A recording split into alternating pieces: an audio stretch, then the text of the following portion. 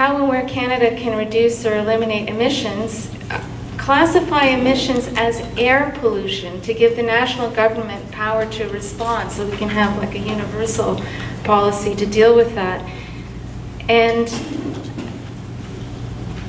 the idea that we need to think more about motivating and mobilizing neighborhoods for the sharing of resources, example, transportation, carpooling,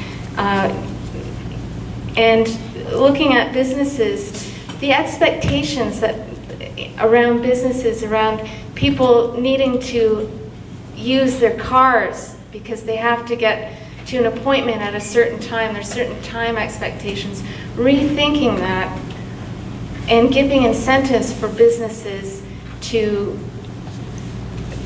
use more, less intensive ways of transit. For example, encouraging companies that are making such initiatives, making that known on the stock market so that people can invest in forward-thinking companies is happening.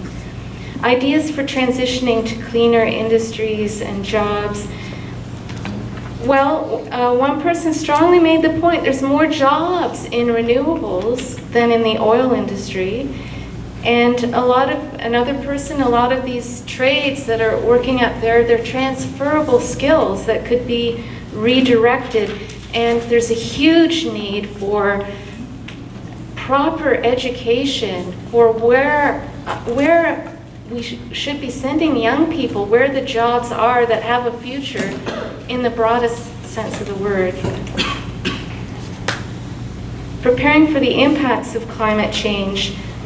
For example, flooding, definite need for stormwater management, infrastructure funding, the permeable pavements, so necessary for preventing the water from being, just totally pounding in the soil and everything, ruining that, and destroying our natural environment. Well, another idea was to educate people about the use of native plants in their gardens and plants that require less water. We're going to be facing water shortages. And what about heat waves? How are we going to deal with that? Again, the message came out loud and clear about government needs to educate people more about the impacts that we are going to be experiencing and what kind of measures they can, just for example, coping with the hot weather and that strain it is on the elderly.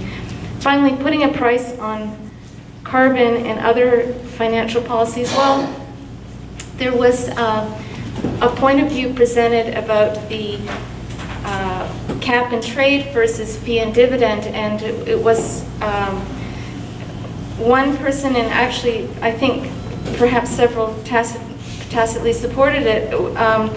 It seems fee and dividend simpler to administer and could benefit, but there was some disagreement about how that would affect low-income people. Some people felt that that would be maybe hard for them, whereas no, it might be good.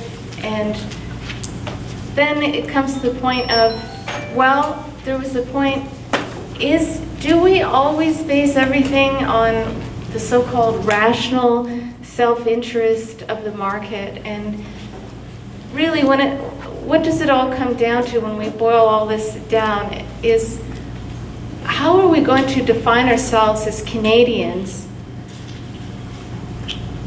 What really is important to us? Are our values about getting ahead and just making a buck, or can we move to more a vision of ourselves as stewards and caretakers